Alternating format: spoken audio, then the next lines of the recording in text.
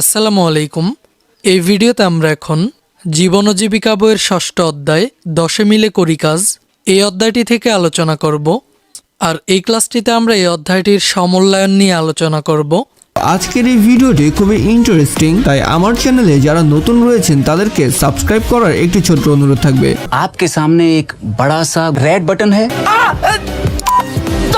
আর আমার চ্যানেলের already subscriber যারা রয়েছেন তারা অনেকেই এভাবে ভিডিও দেখে চুপি চুপি পালিয়ে যান, তাই ভিডিওটিতে লাইক করে যাওয়ার একটি ছোট্ট অনুরোধ থাকবে।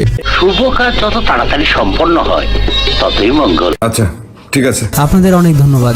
এখানে সমূল্যায়ন একে বলা হয়েছে কার্যকর যোগাযোগ ও সমস্যা সমাধানের কোন কোন দক্ষতা তোমার মধ্যে আছে এবং কোন কোন দক্ষতার উন্নয়ন প্রয়োজন তার একটি তালিকা প্রস্তুত করো।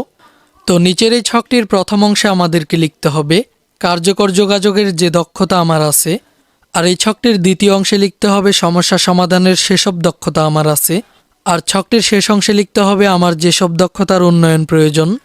তো আমরা এই ছকটির একটি নমুনোত্তর দেখে নিই। কার্যকর যোগাযোগের যে দক্ষতা আমার আছে, নিজেকে সঠিকভাবে প্রকাশ করা, অন্যের দেওয়া তথ্য সঠিকভাবে গ্রহণ করার ক্ষমতা, অন্যের কথা মনোযোগ সহকারে এবং সক্রিয়ভাবে শোনার দক্ষতা, প্রতিকূল পরিস্থিতি মোকাবিলার সক্ষমতা। এরপর সমস্যা সমাধানের সেসব দক্ষতা আমার আছে, সমস্যা সমাধানের যোগাযোগ শক্তি, দলগতভাবে কাজ করার দক্ষতা, সবার মতামতের ভিত্তিতে সিদ্ধান্ত নেওয়ার ক্ষমতা, দায়িত্ব বণ্টনের ভিত্তিতে সমস্যার সমাধান করার সক্ষমতা। এরপর সবশেষ আমার যেসব দক্ষতার উন্নয়ন প্রয়োজন, সমস্যার সাথে জড়িত বিষয়গুলো উদ্ঘাটন করার ক্ষমতা বাড়াতে হবে, জনসংযোগ করানোর কৌশল সম্পর্কে জ্ঞান লাভ করতে হবে, সক্ষমতাগুলো কার্যকরভাবে ব্যবহার করতে শিখতে হবে, সঠিক পরিকল্পনা প্রণয়নের দক্ষতা উন্নয়ন ঘটাতে হবে। আচ্ছা ঠিক আছে। खत्म bye bye tata goodbye गया।